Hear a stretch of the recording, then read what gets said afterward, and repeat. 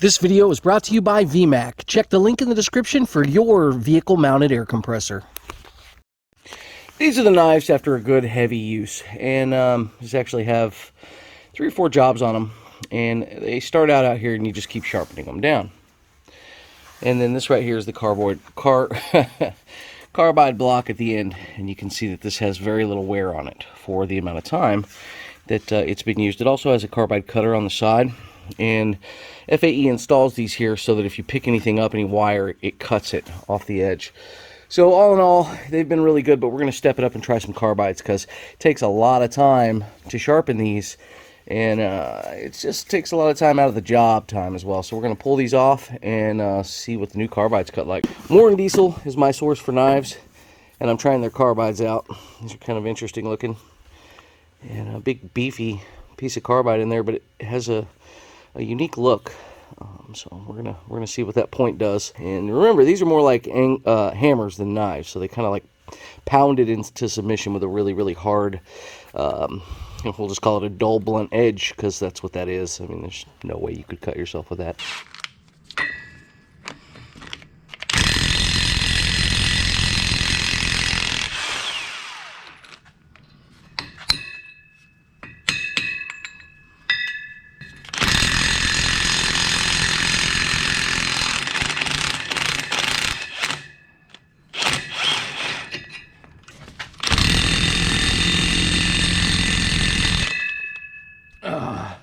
I wasn't able to get this one off last time.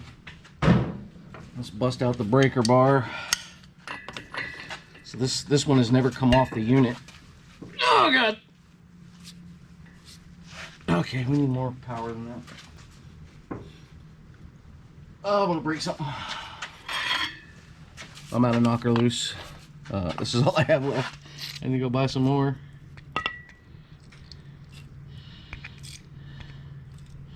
We're gonna hit that and leave it alone for a bit.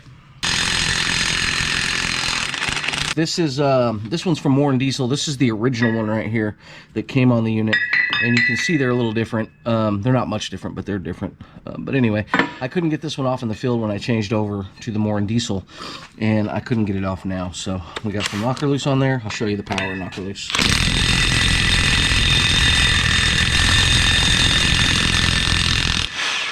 She was tight. Okay, now before I even pull this off, look at this bolt. This is one I took off without knocker loose on it, and I just want you to see how much how dry those are.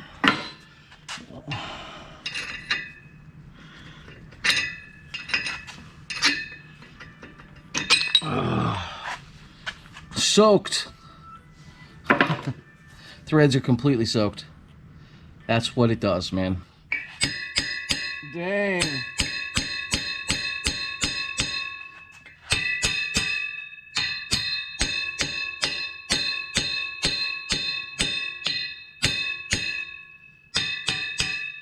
Man.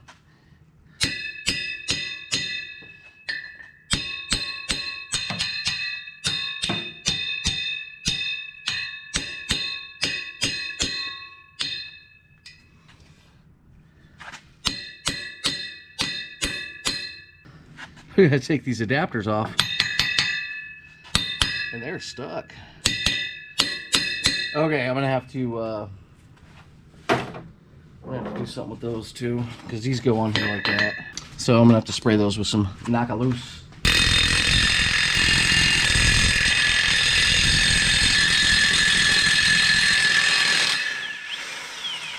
Okay.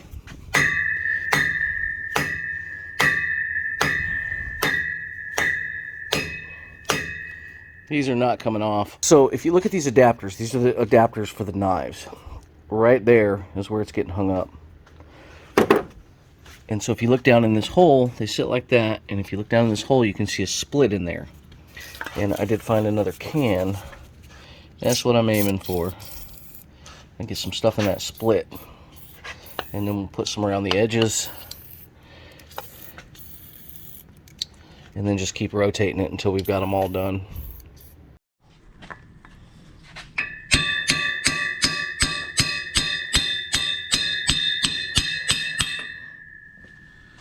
Much better. See, knocker loose got in there?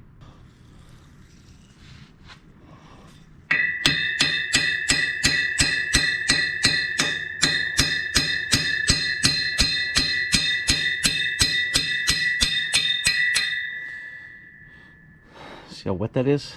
You can see some dry spots where it didn't get all the way.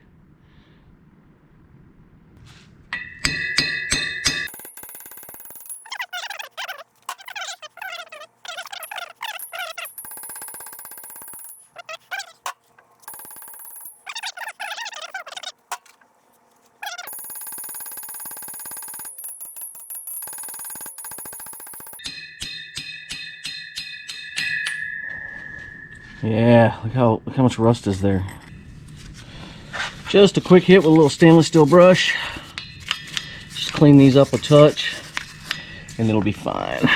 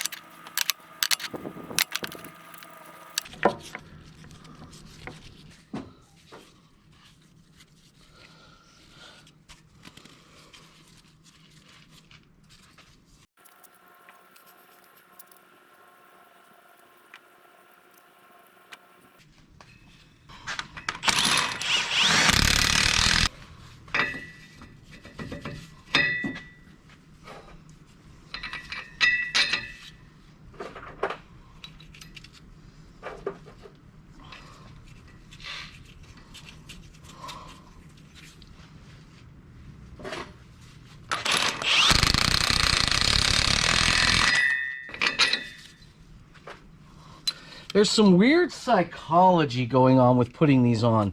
And I want to kind of explain what I mean. I'm not OCD or anything, but it just feels weird to skip a tooth, right? Because this one's staggered this way, but then this one's back up here. So when you're taking them off or you're sharpening them, you always feel like you're a little lost as to where you were. Now, where that can be dangerous is when I'm tightening these back up. I gotta make sure they're all tight.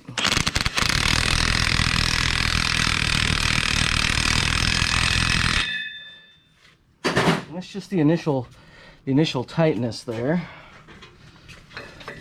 But yeah, it's hard to explain. If you were doing it, you'd get it. It feels really weird. Restoration guy in me wants to clean all these bolts and everything like that, but the business owner and wants to get the job done. So I have to control myself, because that's a really quick way to go out of business. Sitting here playing with a mulcher all day.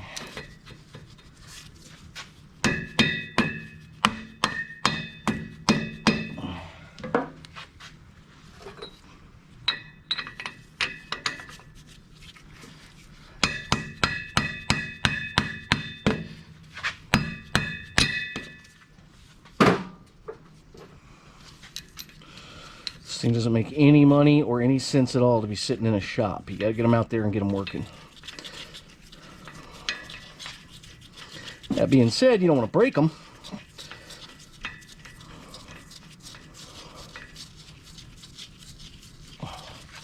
They're real pretty. When you first get them, they're gorgeous. Beautiful looking machine. It's got all kinds of fancy paint and looks real nice. And costs as much as a car. But just the mulcher itself, just the head, that goes away quick. Okay, we've got them all on. Put my headphones on, I'm going to torque them down.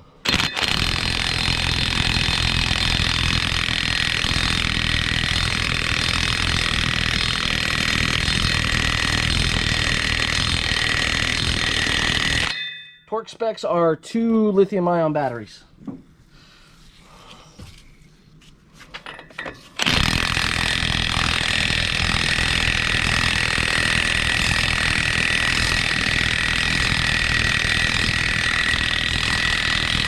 So I'm going to take the mulcher to the back of the property and give her a little test before I go on this big job this week. All right, here we go. Spooling up.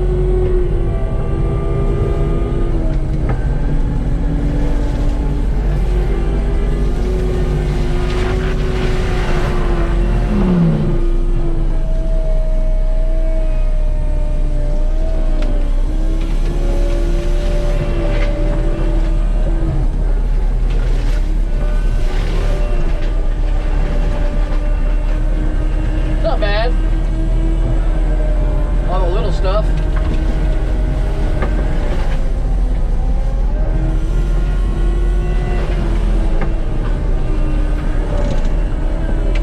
I'm getting a new motorcycle here pretty soon, and I own a lot of land, so kind of comboing it. I'm gonna make some trails.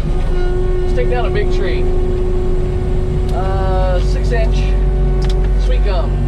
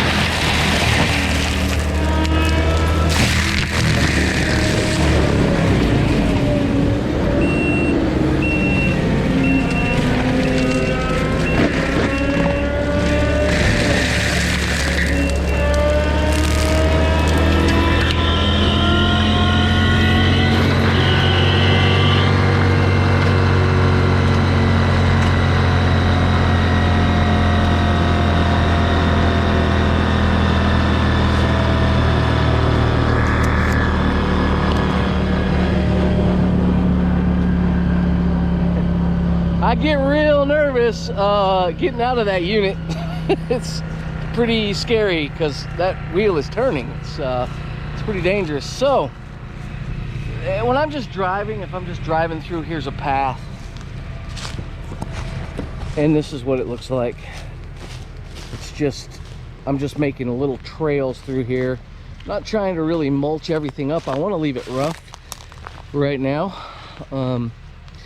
and we never use this back side of the property, so it's time to kind of open it up a little bit.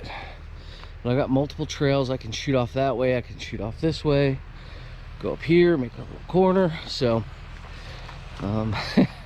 it's real soft stuff.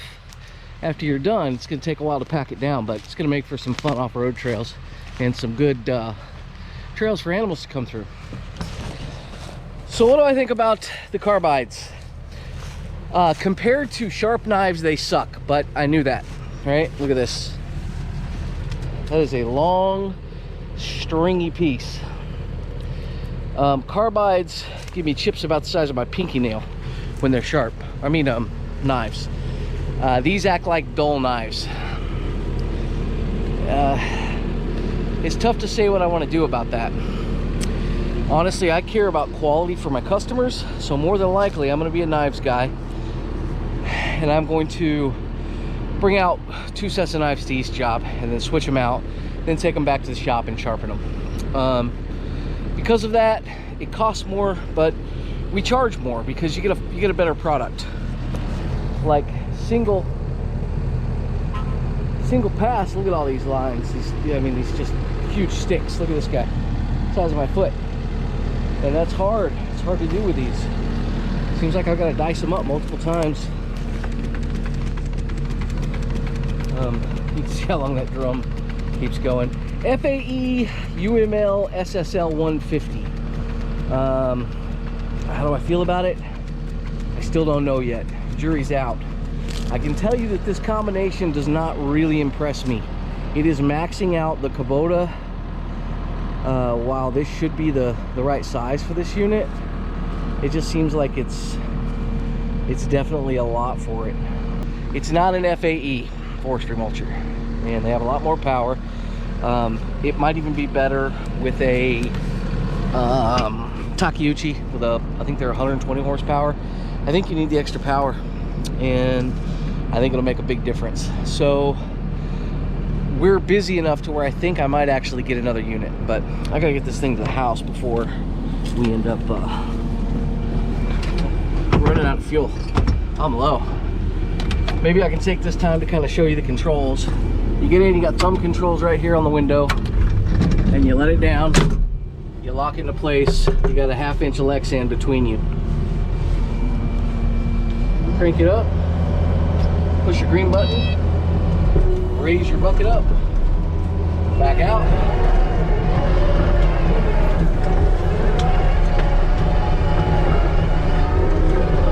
Turn right, turn left, turn right, turn left, turn right, turn left, forward, stop, backwards. All your auxiliary hydraulic controls here. And just driving, so we don't need anything on that side.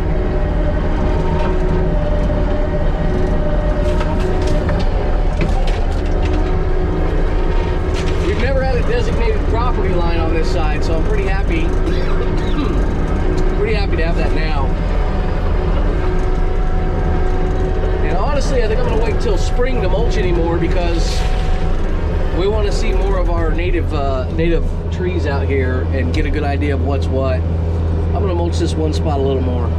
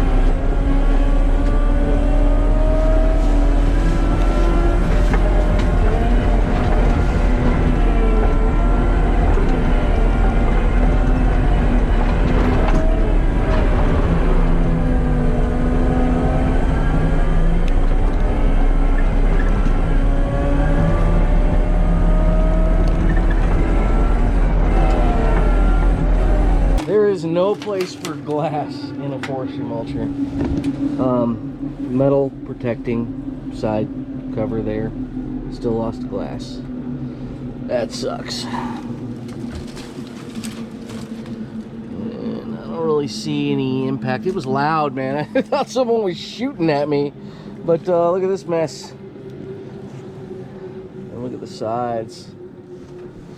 Let's see here. This is what you have to worry about. This is why they catch on fire. People don't clean them. So before I take this to the job tomorrow, we gotta spend, look how thick that is. Look at that, 8 inches thick. Still haven't even got to the bottom. There you go. Look how thick that is. It's crazy. We're gonna spend a lot of time cleaning it. We're gonna get all down in there, all down in the back, take off all the panels again. And that was just from a few, I don't know, like 3 or 4 hours. I guess I'm not gonna have a window to work tomorrow. Weather's good for the next few days, so that's okay. Geez, man, I don't know. Maybe Shields has a solution for the side glass there. I really don't like that, man. It was scary. It was very loud. Thanks for watching. We got another project coming up here real soon. It's the old dump truck.